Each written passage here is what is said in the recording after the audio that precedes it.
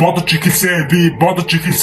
би болчон намайг бити бод миний байдал байгаа хайн би бол дандаа фри битэн дээр үгээс үг минь яг л байгаа оноо тийм бэ сүпэтэ жанжин шиг байгаа оноо тэр магнаа дөрөдэнда орон догшоход миний дотор буусан бэ одоо чохон суусан бэ хошоо хурсан байна дэнда морцсон болохоор одоо юу нэр жаах вэ урагшилна би урагцаан би урагшилна мөрөн дээр мөрцөн бод ухаж мэдэхгүй энд орсон болохоор би ухаж мэдэхгүй минь бол миний зам бол там юм там дожих зам бол миний зам мөн догширлоо би